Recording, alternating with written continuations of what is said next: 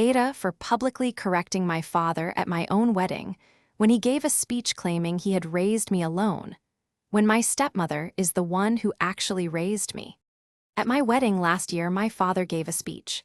In the speech, he described raising me as a single parent after my mother left, the sacrifices he made, the person he had shaped me into. My stepmother, the woman who has been in my life since I was 4 years old and who is, by any reasonable definition, the person who raised me, was sitting in the front row. I interrupted his speech. In front of 120 guests, I want to tell you about my stepmother before I tell you about the speech, because the speech only makes sense when you understand who she is. My mother left when I was 3. This is a fact, not a wound. I have processed it as much as an adult can process the version of their childhood they grew up in, and I hold it without rancor. My mother and I have a limited relationship that functions at a managed distance, and that is sufficient for both of us. My father met Linda when I was 4. She moved in when I was 5. She has been in my life consistently and entirely for 28 years. She taught me to read properly. She came to every school event. She sat with me through my A-levels. She was the person I called when my first serious relationship ended. She drove 4 hours to be there the night I was hospitalized at 22. She has never once made me feel that I was anything other than fully hers. My father is not a bad man. He is a man who, over the years, has developed a narrative about himself as a self-made single parent who overcame difficulty and raised a child through sheer will.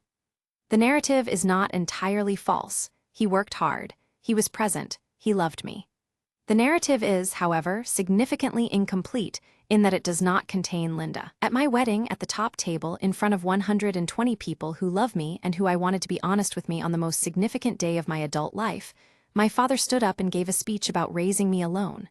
Linda was sitting in the chair to his left. I let him go for about 90 seconds.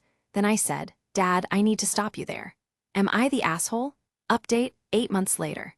The room went very quiet when I interrupted. My father looked at me with an expression I have never seen from him before, not anger exactly, but the look of someone who has understood something in the moment of being caught.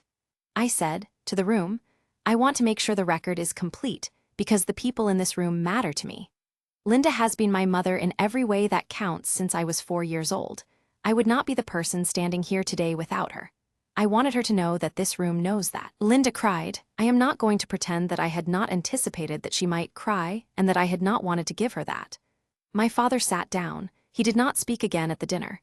He was quiet at the evening reception. He called me the following day and we had a long conversation. He said he was sorry. He did not say he hadn't known what he was doing. I do not think he was unaware.